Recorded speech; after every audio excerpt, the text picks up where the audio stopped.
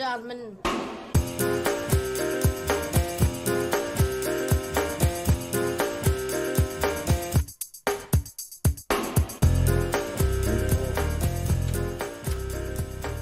Patrice, j'imagine ce matin qu'on parle beaucoup de distribution. Oui, bonjour Laurent, bonjour à tous. Le virage amorcé par Carrefour passionne effectivement les journaux. Une de l'Opinion, des Échos, du Figaro, du Parisien, de Ouest France, de l'Opinion.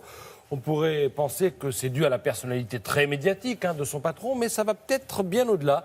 Le plan de restructuration annoncé hier pourrait marquer une date importante dans l'histoire sociale de la France, écrit Guillaume Goubert dans La Croix. Jusqu'ici, c'est l'industrie qui traversait les ajustements de grande envergure. Désormais, d'autres activités à fort contenu de main-d'œuvre vont expérimenter le même sort, souligne l'éditorialiste. Alors, le sort en question, quel est-il ? Réduction de la surface des hyper, avènement de la livraison express, triplement des ventes bio, virage numérique avec notamment les commandes sur Internet et bien sûr 4500 salariés auxquels il sera demandé d'aller se faire embaucher ailleurs. Alors, vous imaginez bien que pour l'humanité, c'est inadmissible de la part d'un groupe bénéficiaire, 1 milliard de profits l'an dernier, et qui touche des aides publiques. Le capital décide, le travail subit, écrit Jean-Emmanuel Decoing dans son édito. Cependant que Libération sort quelques chiffres. Les actionnaires s'impatientent, écrit Franck Boisise. Prenez Bernard Arnault, il possède 8% du capital de Carrefour. Il a acheté ses actions 40 € et elles valent aujourd'hui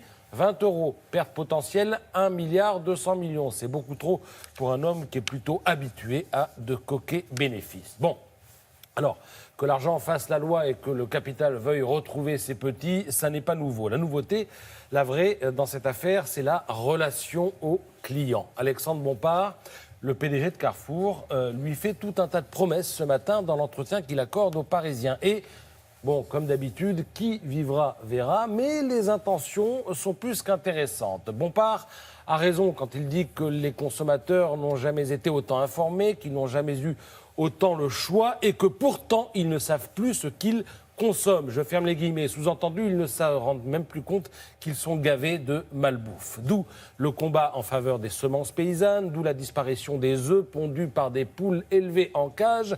C'est une promesse qui sera tenue a priori d'ici 2020. D'où le virage bio et le soutien aux agriculteurs qui se reconvertissent. D'où le développement de produits conçus avec les clients.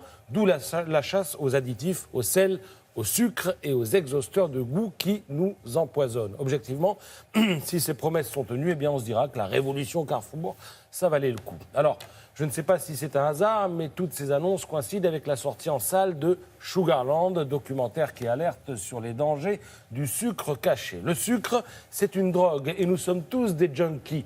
Il n'y a pas de substance plus addictive. Les chercheurs l'ont prouvé en refilant de la cocaïne et de l'héroïne à des rats jusqu'à les rendre totalement dépendants. Ensuite, ils ont donné le choix à ces mêmes rats. Cocaïne, héroïne ou sucre ?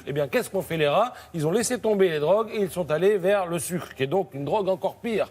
Tout vous est expliqué ce matin dans La Croix, notamment les recommandations de l'OMS. Alors, le sucre, pas plus de 5% de l'ensemble de nos apports énergétiques, normalement. Concrètement, ça veut dire quoi ? Ça veut dire 4 morceaux par jour. Alors vous allez me dire, Laurent, mais les 4 morceaux par jour, je ne les prends pas, je ne les mange jamais. Et ça, c'est ce que vous croyez. Parce que le sucre, en fait, il est caché. Je vous renvoie à cette infographie du Parisien pour finir. Du sucre, il y en a partout. Dans le jambon, dans les merguez, dans les spaghettis, dans le pain de mie, dans le velouté aux légumes, etc., etc.